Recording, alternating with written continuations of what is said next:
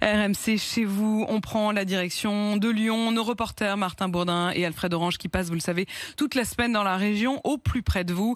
Direction Villeurbanne donc aujourd'hui, dans la banlieue lyonnaise, la ville qui accueille 85 réfugiés afghans, des hommes, des femmes, des enfants qui ont réussi à quitter Kaboul avant que le pays ne se referme sur lui-même. Martin Bourdin, vous avez pu rencontrer certains de ces réfugiés.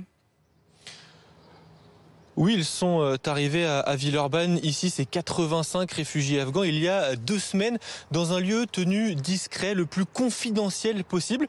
Depuis leur arrivée, ils ont subi un isolement sanitaire de 10 jours. Cet isolement a pris fin ce week-end. Dès demain, il faudra à nouveau faire les valises, quitter cet hébergement d'urgence pour des places en centre d'accueil plus pérennes. Avec Alfred Orange, on est donc allé les voir. On a notamment rencontré une famille pour comprendre comment ils vivent, quelles sont leurs perspectives depuis qu'ils sont en France.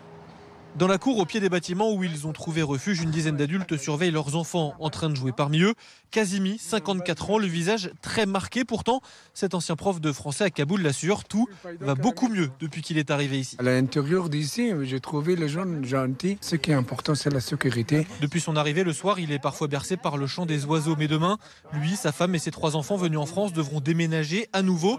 À peine le temps d'avoir une pointe d'appréhension. Nous, on n'a pas vu à l'extérieur comment ça marche, comment c'est, les gens, comment ils sont. Qu'un sourire se dessine sur son visage. Notre famille, elle est ravie de sortir d'ici pour marcher, pour regarder Lyon. On marche, on achète du pain, petite baguette, quelque chose comme ça, on regarde autour de notre foyer. Évoquer l'avenir, ça remet aussi un peu de vie dans les yeux fatigués de ses enfants. Mustapha, 17 ans, et Mariam, 12 ans. Je veux passer mon bac. Je devais le faire dans 2 mois à Kaboul. Ensuite, je voudrais aller étudier à l'université et rendre à la France ce qu'elle m'a donné. Je suis très contente. Je vais pouvoir retourner à l'école. À Kaboul, avec les talibans au pouvoir, les filles de plus de 12 ans ne pouvaient plus être scolarisées. Leur père, lui, se voit déjà travailler. Comme interprète ou comme un professeur de français pour les réfugiés. Il souhaite pouvoir avoir une maison pour loger toute sa famille, un titre de séjour pour 10 ans au moins.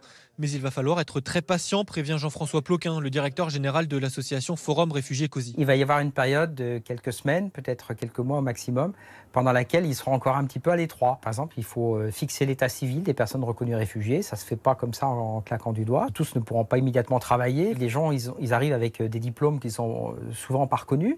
Donc, si vous voulez, il y a tout un parcours du combattant pour récupérer son statut. Il faut avoir la patience de reconstruire tout ça. Kazimi, lui, assure qu'il aura cette patience. Retourner à Kaboul, à nous, je crois, fini. Il attend surtout maintenant que sa fille aînée, restée à Kaboul, soit à son tour rapatriée en France.